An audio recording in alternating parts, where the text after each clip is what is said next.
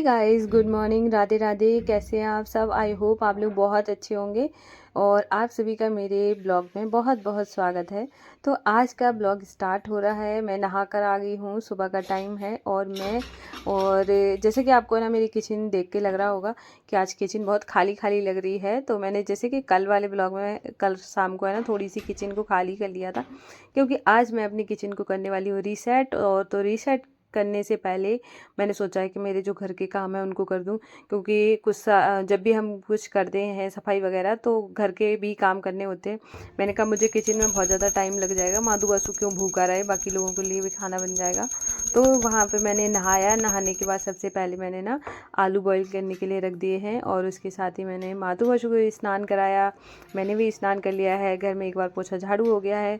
तो उसके बाद क्योंकि मुझे ऐसे लगता है कि मैं सफाई नहा कर भी कर लेती हूँ, उसके बाद दोबारा से भी नहा लेती हूँ। तो क्योंकि है ना फिर मैं माधु वासु को प्रॉब्लम नहीं होनी चाहिए, क्योंकि वो कितनी देर तक भूखा रहेगा। तो फिर इस वजह से मैं बाकी लोगों को देखो बिना नहाए बना के खिला सकती हूँ, पर माधु वासु को तो स्नान करने के बाद ही बना सकती हूँ। तो फिर सबसे पहले जब तक मैं यहाँ पे पूजा कर रही हूँ तब तक आलू भी बॉईल हो जाएंगे। तो मैं आज आप सबके साथ शेयर करूँगी किस तरीके से आप अपनी किचन को ऑर्गेनाइज करके रख सकते हैं, क्या क्या टिप फॉलो करना चाहिए जिससे कि आपकी जो किचन है हमेशा बहुत ब्यूटीफुल लगे और फंक्शनल हो। क्योंकि है ना जब और मतलब ऑर्गेनाइज रहे, अच्छी लगती है जब आप जिस जगह काम कर रहे हो वो बहुत ब्यूटीफुल लगे। तो आज मैं आप सबके साथ शेयर करूँगी। तो शेयर करने से पहले मैं जो मेरे काम है वो सब करके उसके बाद किचन क्लीनिंग करूँगी। और मैंने ये सब ब्लॉग सुबह से इसलिए स्टार्ट किया क्योंकि वहाँ पे आपको जैसे पता चले कि घर के काम करने के साथ साथ हम अपने घर जो किचन है या कहीं रूम है कुछ भी साफ करना चाहते हैं तो उस कैसे काम को मैनेज करें, और साथ के साथ आपका जो ऑर्गेनाइजेशन वाला काम है या क्लीनिंग का काम है वो भी साथ के साथ हो सके।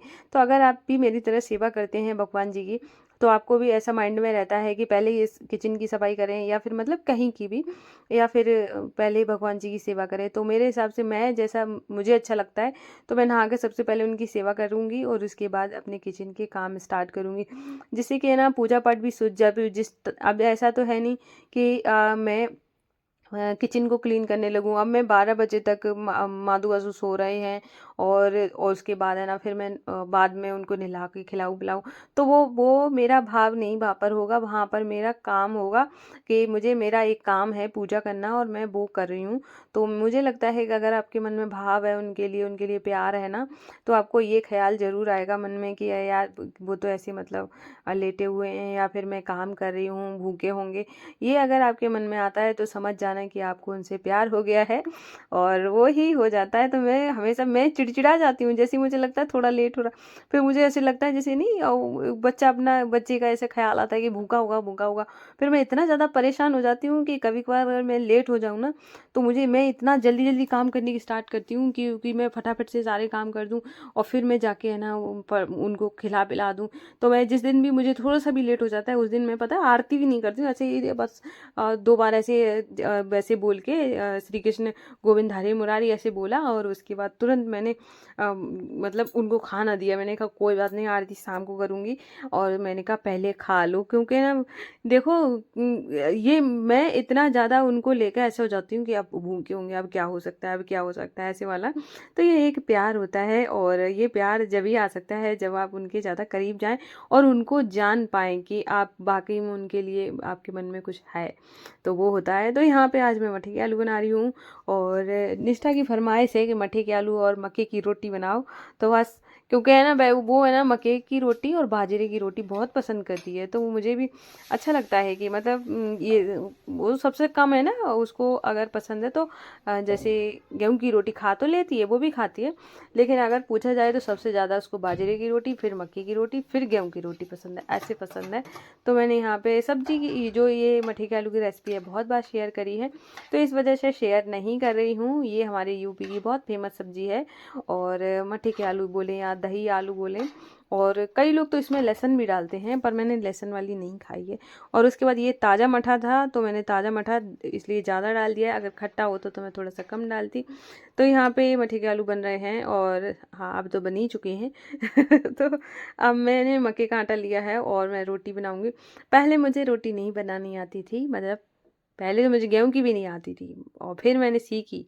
मतलब थोड़ी बहुत ऐसी जैसे रोटी पहले भी बना लेती थी, पर मैं खाना नहीं बनाती थी घर पे अपने। लेकिन फिर मैंने यहाँ पे मक्के की रोटी भी बना लेती हूँ, लेकिन इतनी परफेक्ट नहीं बनती है, बहुत अच्छी बने। लेकिन नहीं, थोड़ा बहुत जैसे कि मतलब काम चलाऊ होती है ना, वैसी वाली बना लेती हूँ।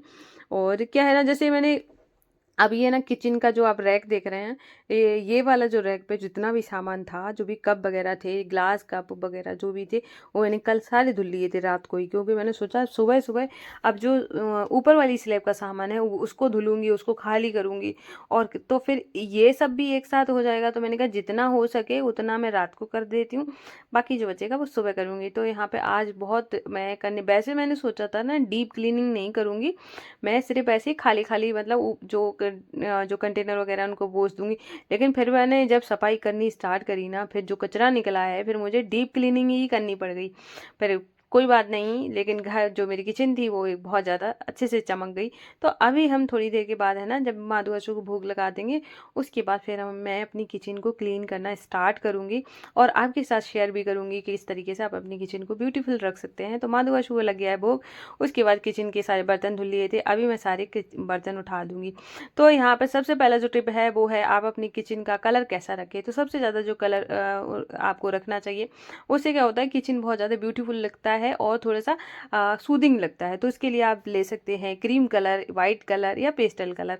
तो इनमें से क्या होगा कि जब आपको जैसे कि ये सारे कलर्स होंगे ना आपके किचन में, और टाइल्स पे या टाइल्स नहीं है तो वॉलपेपर वगैरह भी जब भी अगर आप लगाएं तो डार्क कलर के कभी ना लगाएं। तो और थोड़ा सा लाइट कलर लगाएं, बहुत अच्छा दिखेगा। दूसरा हो जाता है कि आपको किचन में लाइटिंग बहुत अच्छी से रखनी चाहिए। अगर आप लाइटिंग पे ध्यान देते हैं, मान के चलिए आप ब्लॉगर नहीं है, कुछ नहीं है, तब भी आप अपनी किचन को थोड़ा सा लाइट ज़्यादा अच्छे से उसमें हो। और जैसे आप इसके बाद जैसे मैंने एलईडी लाइट लगाई है, ऐसे आप भी लगा सकते हैं। उससे क्या होना, किचन में एक अलग वो आएगा, बोल सकते हैं लाइट का इफेक्ट एक अलग ही होता है। अगर आप बंद करके देखेंगे तब किचन कुछ और दिखता है, जब लाइट जलती है ना तो उसका एक अलग ही लुक आता है, देखने में बहुत अच्छी लगती है, अट्रैक्टिव हो जाती है किचन। तो उसके लिए बहुत ज़्यादा ज़रूरी हो जाता है कि आप लगाएं। अब तीसरी बात आती है कि आप ना तीसरा जो टिप है, फर्नीचर का अब मैं यहाँ पे कहूँगी कि अगर आपकी मॉड्यूलर किचन है तब तो आपको फर्नीचर की ज़रूरत नहीं है, आप मतलब ऑलरेडी उसमें फर्नीचर लगा होता है। लेकिन अगर आपके पास फर्नीचर की व्यवस्था नहीं है तो आप मेरी तरह रैक वगैरह यूज़ कर सकते हैं। तो मेरी तरह जैसे मैंने मेरा जो वुडन का रैक है, वैसा आप भी ऐसे इस तरीके का ऑर्गेनाइज़र ले सकते हैं।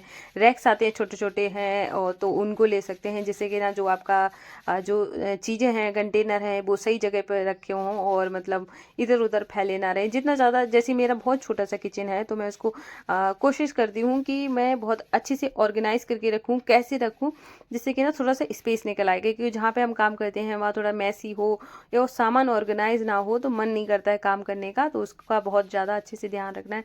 टाइम टू टाइम आपको अपनी किचन की सफाई ज़रूर करनी है। और अगर आप ज़्यादा 15-20 दिन में अगर कर लेते हैं तो आपको बहुत कम सफाई करनी पड़ेगी। अगर आप ज़्यादा दिन में करते हैं तो ज़्यादा ही आपको करनी पड़ती है। तो चौथा टिप जो है वो है डेकोरेशन। तो किचन में डेकोरेशन का बहुत ध्यान रखें। आपके पास जैसे फूल हैं, फूल वगैरह हो गए, पेंटिंग्स लगाएं। और किचन के जो बर्तन हैं उनको जैसे कि देखें कि कौन से बर्तन ज़्यादा अच्छे लगते हैं तो वो सामने की तरफ रखें, जिससे किचन का लुक बहुत ज़्यादा अच्छा दिखे। तो इन सब चीज़ों का ध्यान रखें, आप अपनी किचन को बहुत ज़्यादा अच्छा दिखा सकते हैं। और ज़रूरी नहीं है आप महंगे महंगे बर्तन खरीदें तभी आप वो दिखाएंगे। हाँ, जितने भी हैं उनको साफ़ तरीके से रखें, ऑर्गेनाइज करके रखें, तो आपकी किचन बहुत ज़्यादा अच्छी लगेगी। और जब भी बहुत सारी चीज़ें ऐसी होती हैं जो कि मतलब दिखने में ज़्यादा अच्छी होती है तो उनको सामने रखें, जो कम अच्छी हैं उसको पीछे साइड रखें, जैसे कि अच्छा दिखे। और फिर हो जाता है पांचवा जो टिप है वो है सफाई। तो सफाई बहुत ज़्यादा ज़रूरी है। जितने अच्छे से हम अपनी किचन को साफ़ रखेंगे ना, उतना ही ज़्यादा आपकी किचन अच्छी दिखेगी। ऐसा होता है कि ज़रूरी नहीं है आपके पास बहुत महंगी महंगी चीज़ें हों और तभी आपकी किचन सुंदर लगेगी। नहीं, जैसा भी है आपके पास है, बस उसको अच्छे से रखना आना चाहिए, उसको साफ़ तरीके से रखना आना चाहिए, तभी आपका जो किचन है बहुत अच्छा दिखेगा। फिर है स्टोरेज के लिए आप छोटे छोटे बॉक्स ले सकते हैं। आजकल बहुत सारे बॉक्स आते हैं, उनमें जैसे कि मान के चलिए बहुत सारी चीज़ें हैं बच जाती हैं ना, जैसे पैकेट्स वगैरह, तो उनमें रखें, जिससे कि है ना आपका जो फैला फैला ना दिखे और आपको है ना, और जो स्टोरेज बॉक्स हो वो थोड़ा सा ट्रांसपेरेंट हो, जैसे कि जो चीज़ें आपको तुरंत मिल जाए, तो वो बॉक्स भी यूज़ कर सकते हैं और बहुत अच्छा दिखेगा और बहुत जल्दी सामान मिल जाता है, ये भी बहुत ज़्यादा ज़रूरी है। फिर है ग्रीनरी, तो आपको अपनी किचन में ग्रीनरी ज़रूर ऐड करना चाहिए। अगर आपकी ऐसी किचन है जहाँ पे आपके जैसे कि जैसे मेरी किचन में ना मैं आर्टिफिशियल प्लांट ही यूज़ कर पाती हूँ, क्योंकि है ना वो जो रियल प्लांट होते हैं वो सर्वाइव नहीं करते हैं, तो मैं अपनी किचन में थोड़ा सा ग्रीनरी ज़रूर ऐड करती हूँ। ग्रीनरी जो होती है वो आंखों को बहुत सूदिंग लगती है और बहुत अच्छी दिखती है, देखने में भी अच्छा लगता है। तो आप अपना किचन को इस तरीके से रख सकते हैं और अगर कुछ पेंटिंग वगैरह यूज़ करें तो ऐसे आप अपनी किचन को हमेशा सुंदर बना सकते हैं। तो ऐसे ही मैंने अपनी किचन को बहुत ब्यूटीफुल बना के रखा हुआ है। आप लोग बताना कि आपको मेरे किचन का आज जो रीऑर्गेनाइजेशन है कैसा लगा है। अगर पसंद आया तो प्लीज़ वीडियो को लाइक करना। फिर मिलेंगे। राधे राधे।